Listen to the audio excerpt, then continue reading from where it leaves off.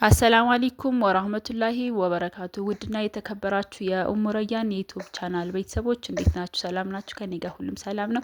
እንደተለመደው ዛሬም በአዲስ ቪዲዮ ተመልሼ መጥቻለሁኝ። እንደምታዩት እንግዲህ አልጋ ልብስ ነው። አልጋ ልብስ በጣም ብዙ ሰዎች ናቸው የሚጠይቁኝ አሰራሩን አሳይን እያሉ።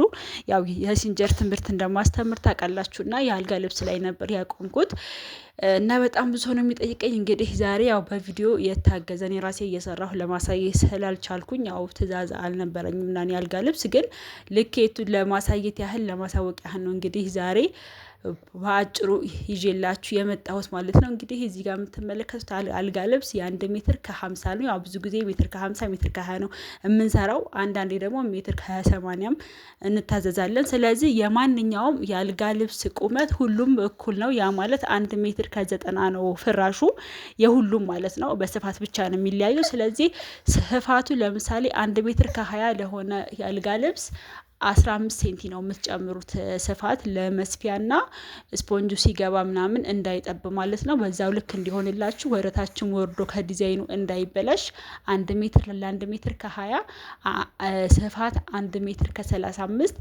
ቁመት ደግሞ እንደነገርኳችሁ የሁሉም እኩል ነው። 2 ሜትር ከ15 አድርጉት ቁመቱ ማለት ነው። ከዛም ወደ ዙሪያውን ደግሞ ከታች የሚወርደው ደግሞ ስፋቷ 50 ሴንቲ ነው። ቁመቱ ደግሞ ዙሪያውን ነው የምታደርጉት እየሸበሸባችሁ ማለት ነው። ልክ ወረታችን የምትወርደው ማለት ነው 50 ሴንቲ እዚህ ጋር የምታዩትን። ይሄን እንግዲህ 1 ተኩል ተገዙና ካልጋው ልብስ ውጪ ማለት ከላይ ዲዛይን ከሚሰራበት ጨርቅ ውጪ 1 ተኩል ያልተነካካ ተገዙና ከዛ 50 ከተቆረጠ በኋላ መልሳችሁ በቁመቱ ተቀጥሎ ነው እንደገና ዙሪያውን እየተሸበሸበ የሚሰፋው ማለት ነው። ከዛ የሜትር ከ50 ደግሞ እንደነገርኳችሁ 15 ሴንቲ ነው የምትጨምሩት ስፋት። አሁንም 1 ሜትር ለሜትር ከ50 1 ሜትር ከ65 በ2 ሜትር ከ15 ምን ጊዜም ስፋት እንጂ የሚለያየው አልጋ ልብስ ቁመታቸው እኩል ነው።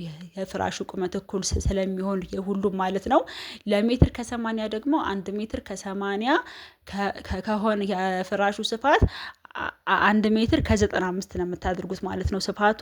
ቁመቱ ደግሞ 2 ሜትር ከ15 ማለት ነው የምታደርጉት። እንግዲህ በዚህ መሰረት ነው የምትሰሩት። ግን ደግሞ ከለር መቀላቀል ከፈለጋችሁ ደግሞ እናንተ ማከፋፈል ነው የሚጠብቅባችሁ ሴንቲሜትሩ ማለት ነው። ለምሳሌ እዚህ ጋር መሀል ላይ ነጭ አለ፣ ሰማያዊ ከለርና ከለር አለ። ለ3 ከፋፍላችሁ አጋጥማችሁ መስራት ከፈለጋችሁ ስፋቱን 1 ሜትር ከ35 ነው ለምሳሌ የሜትር ከ20 ከዛ ወረታች የምትቆራረጡ ስንት ነው? 75 3 ጊዜ ሲገጣጠም ስንት ይሆናል? 2 ሜትር ከ25 ያ ማለት ስፖንጅ ሲገባ ሲሰፋ ምናምን እንዳያጥርባቸው 2 ሜትር ከ15 ላይ ይመጣል ማለት ነው። ለመስፊያው ሆኖ አጠቃላይ ልክ እንደዚህ ቀላቅላችሁ ከለር መስራት ከፈለጋችሁ ማለት ነው።